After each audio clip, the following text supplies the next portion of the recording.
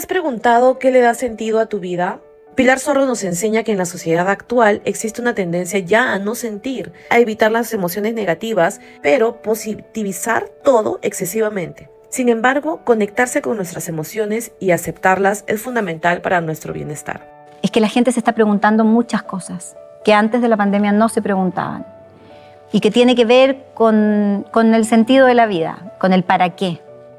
¿Para qué me levanto? ¿Para qué tengo la pareja que tengo? ¿Para qué vivo donde vivo? ¿Para qué hago lo que hago? ¿Para qué como lo que como? Y eso ha ido generando en un grupo importante de la humanidad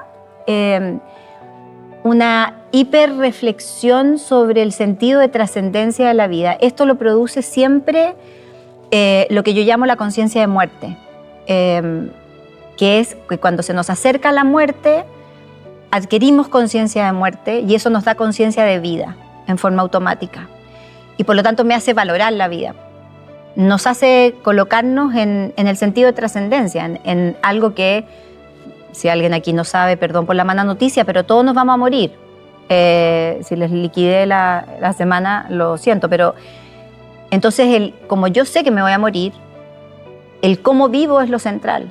Y da la sensación, de acuerdo a lo que son mis investigaciones, que es de lo que yo puedo hablar, que no sabemos vivir, que estamos atrapados en muchas cosas, en lo económico, en el deber ser, en alejarnos de nuestra existencia.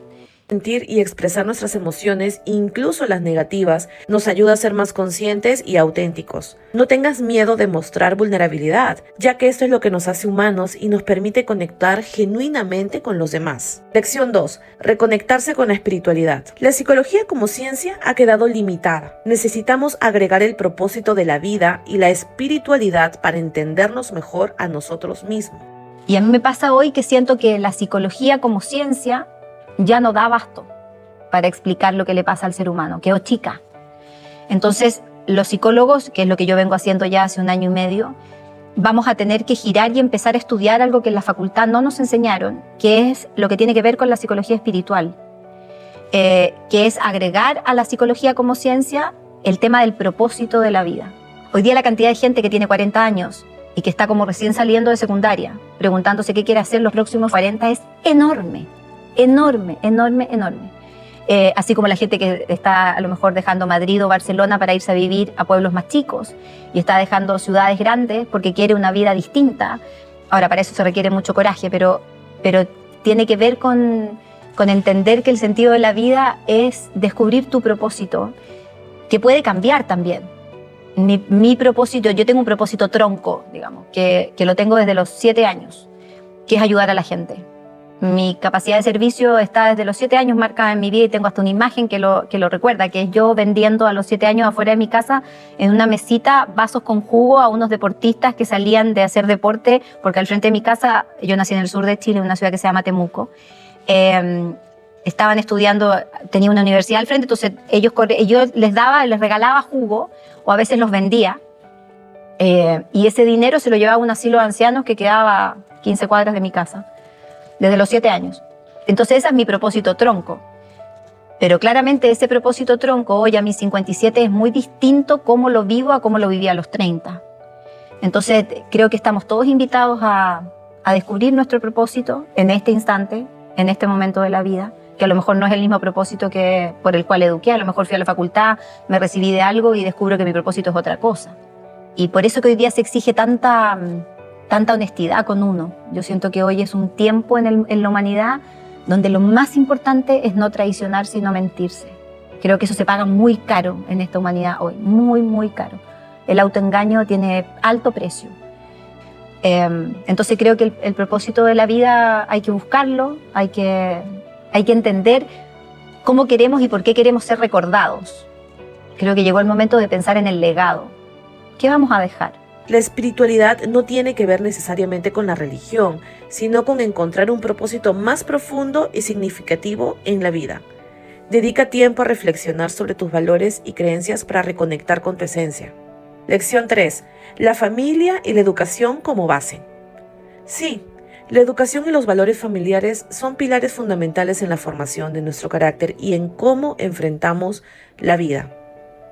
Hoy día nuestros hijos tienen todo menos a nosotros y es justo lo que necesitan.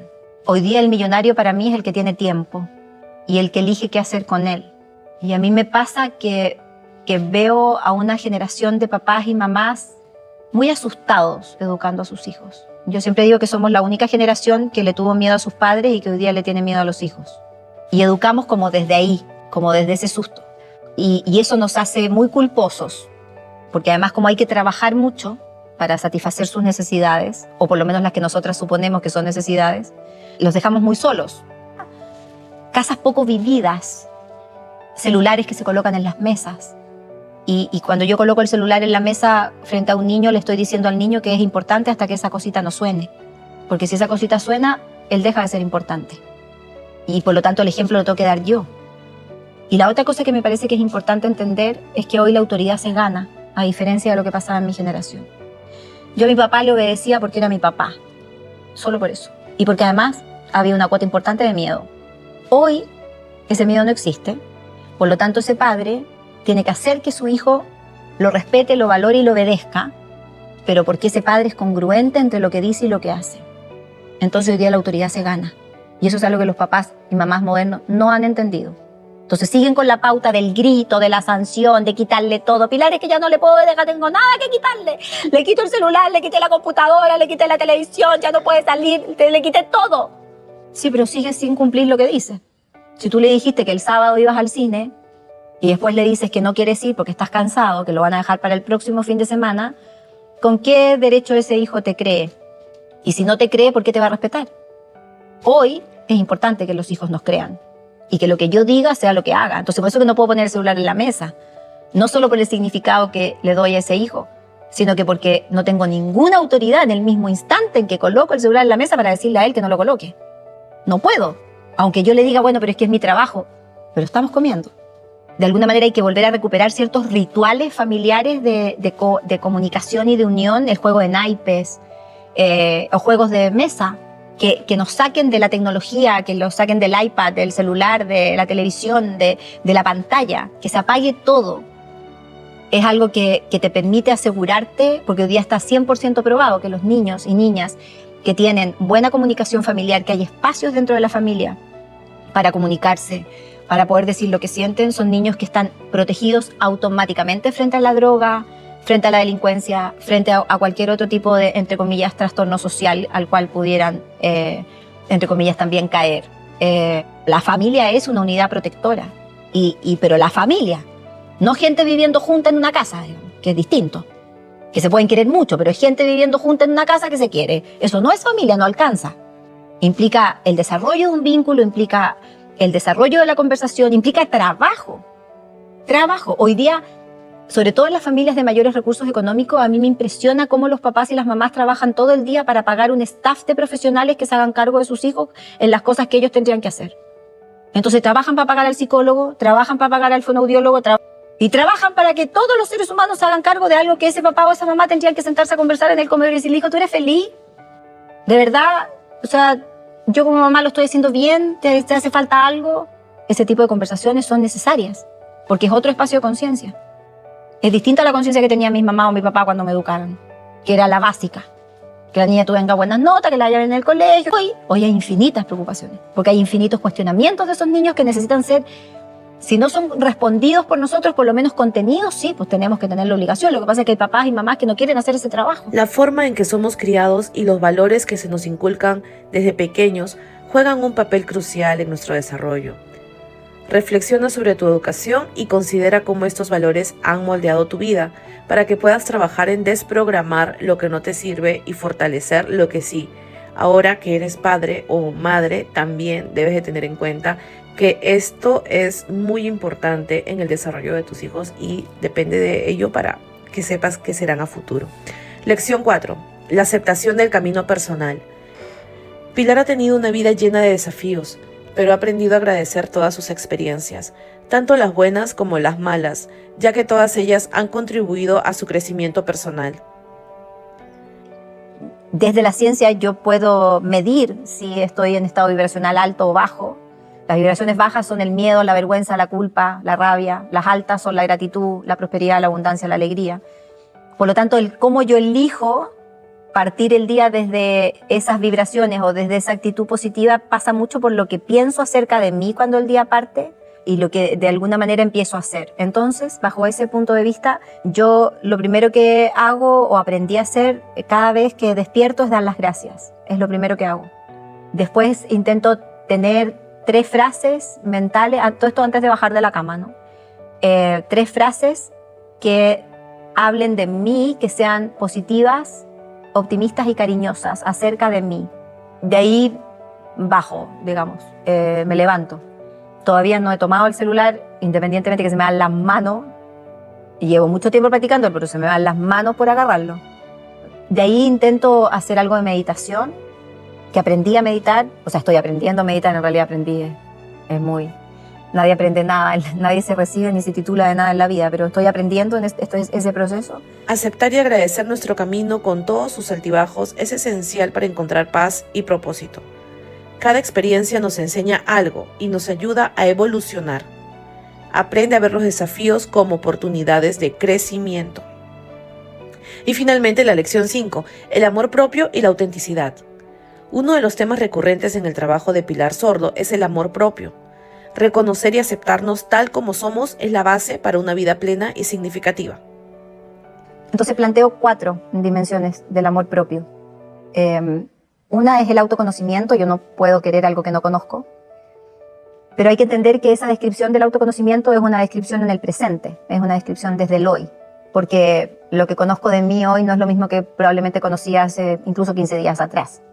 Y en general nosotros somos todos educados en un pensamiento en una forma de pensar que yo creo que nos ha hecho mucho daño, que es el pensamiento binario, que es suponer que tenemos entonces defectos o virtudes, ¿no? O cosas buenas o cosas malas. Y yo creo que hoy día el tema es un poquito más complejo. De hecho, cuando yo trabajo el autoconocimiento con la gente que está en los grupos de trabajo, les hago hacer el juego de cómo ellos se autodefinirían y el casi 100% de la gente toma una hoja y hace una línea en la mitad.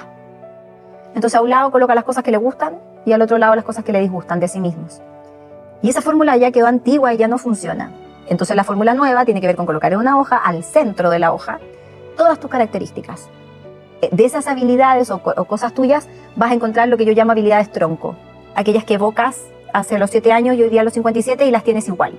Van a aparecer seguramente en esa lista. Pero, como no todo puede ser tan simple, esas listas tienen 2 dimensiones que hay que descubrir, que es el aspecto luz y el aspecto sombra de esa característica. Te pongo un ejemplo conmigo. Una de mis habilidades troncos es la generosidad. Entonces todos ustedes te están pensando y diciendo, qué linda la Pilar. Porque todos ubicaron esa característica en el lado de lo positivo, automáticamente. No tengo que decirlo yo. Sin embargo, en el aspecto luz, la generosidad es una muy linda característica. Porque evidentemente me coloca al servicio de los otros y eso tiene muchas consecuencias positivas. Pero en el aspecto sombra, la generosidad, casi me mata hace un año atrás, porque producto de la pandemia yo llevo 25 años acompañando gente a morir, que yo le llamo a cruzar el puente. Y producto de la pandemia hay un reconocimiento que me dio la Fundación de la Felicidad, que depende de Naciones Unidas. Entonces llegué a un momento en el que yo contuve 800 muertes en 15 días, preparando ritos de despedida, acompañando gente que estaba en el proceso. A eso agréguenle además la dimensión de los cambios de horario. Por lo tanto, mucha gente cuando estaba en Chile durmiendo, yo estaba despierta porque estaba acompañando a alguien en Tokio, por ejemplo, que no se me olvida más esa persona que era un venezolano. Bueno, y eso me produjo 2 alteraciones cardíacas súper complicadas, por ser muy generosa, por no tener la capacidad de decir que no. Entonces, la generosidad tiene un aspecto luz y un aspecto sombra. Te nombro otra característica mía, que es ser obsesiva. En el aspecto luz, me ha permitido escribir 13 libros, esa característica. Y en el aspecto sombra, me ha hecho sufrir un montón. Entonces, cuando yo empiezo a trabajar mi autoconocimiento desde esa mirada, ya no hay características positivas o negativas, hay características. Y yo tengo que descubrir si voy a elegir sacar la luz de esa característica o me voy a caer en el aspecto sombra de esa característica. Y eso es para cualquier habilidad que ustedes descubran de sí mismos. Una vez que yo trabajo este autoconocimiento, paso a la segunda, que es la autoaceptación, donde acepto eso que acabo de, entre comillas, conocer o descubrir en mí. Y eso podría parecer sencillo, pero la verdad que dado los mandatos que nosotros tenemos, hay mucha gente que tiene muchísima dificultad para descubrir sus luces y sobre todo para poderlas decir. Porque si yo digo, por ejemplo, que que soy generosa, hay gente que podría pensar que yo estoy siendo vanidosa. ¿Cómo ella dice así tan libremente que es una buena persona, por ejemplo? Yo siento que soy una buena persona, trabajo todos los días para eso. Pero eso puede ser catalogado socialmente como prepotencia, como soberbia, sobre todo en las mujeres, mucho más que en lo masculino, por lejos. Entonces no es tan fácil aceptar las luces. Y aceptar las sombras a veces es más fácil todavía que aceptar las luces. Porque estamos entrenados para saber lo que nos cuesta, lo que hacemos mal, todo el mundo nos educa en el no te caigas, los niños saben mejor lo que hacen mal que lo que hacen bien. Entonces, autoaceptar parece simple, pero no es tan simple. Hasta ahí, con el autoconocimiento y la autoaceptación, yo estoy en la autoestima. Y ahí yo puedo decir, a mí la Pilar Sordo hoy día me cae bien. O me caigo mal, digamos, dependiendo de esa conclusión. Para pasar al amor propio necesito 2 variables más, que son el autocuidado y la autoprotección. Y el autocuidado, probablemente si yo les preguntara a ustedes si se cuidan, a lo mejor muchos van a decir que sí, porque me van a decir, sí, Pilar, yo como saludable, voy al gimnasio, no sé, pues me arreglo el pelo, me afeito cada cierto tiempo. Claro, y eso es autocuidado sin duda, pero nosotros tenemos que cuidar los 4 cuerpos que tenemos. Así que si pensaban que tenían problemas con uno, están en el horno porque tienen 3 más. Primero está el cuerpo físico, que es al que yo tengo que hacer descansar, sentir que es como el templo de mi alma, por lo tanto lo cuido, lo alimento sano, lo hago descansar, lo mimo en la medida de lo posible, intento verme lo mejor posible. Después está el cuerpo mental y el emocional, que están en un solo cuerpo, donde en el mental están todas las creencias que nosotros aprendimos, todas los eslogans que conducen o dirigen nuestra vida, que a veces ni siquiera son conscientes, y que yo tengo que aprender a observar, preguntarme si me quitan paz, y si me quitan paz tengo que modificarlos.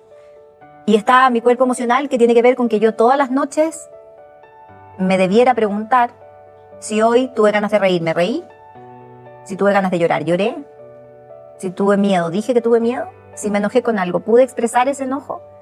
Ese es un mínimo chequeo emocional que uno debiera hacer todas las noches antes de dormir, porque el cuerpo habla lo que la boca calla. Por lo tanto, si me contuve, no dije o no expresé, en algún momento mi cuerpo físico va a ser el que lo va a tener que manifestar de una u otra forma. Después está el tercer cuerpo, que es el energético, que es esa sensación de llegar a un lugar y decir, oye, aquí hay mala energía.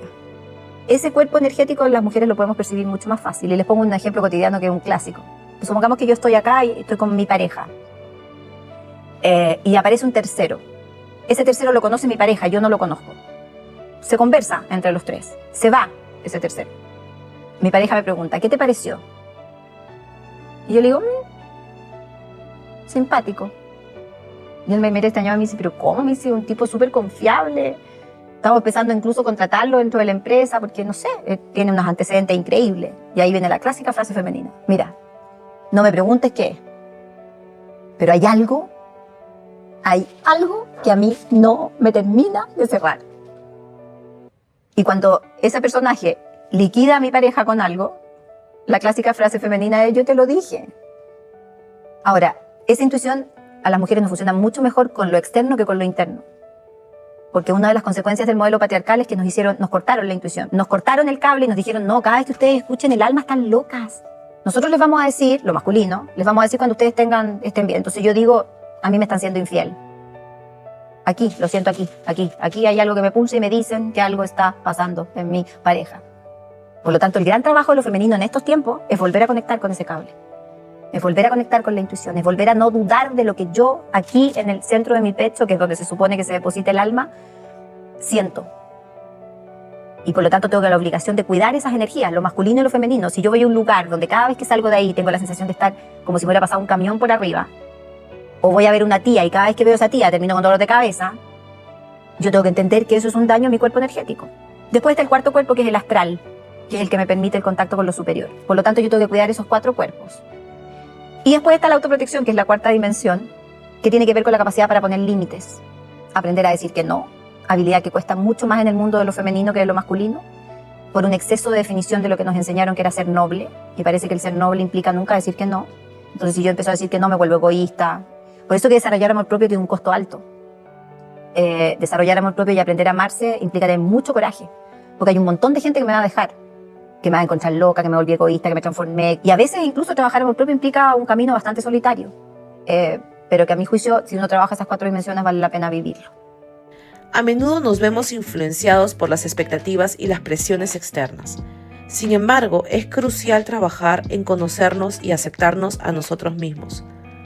Practica el amor propio y sé auténtico en todo lo que haces. Bien, esas son las lecciones que nos ha enseñado esta importante psicóloga Pilar Sordo para poder vivir una vida con propósito y significado. Ya sabes que si este video te ha gustado, te ha aportado en algo, dale like y compártelo con algunas personas que lo necesitan. Nos vemos en el próximo video.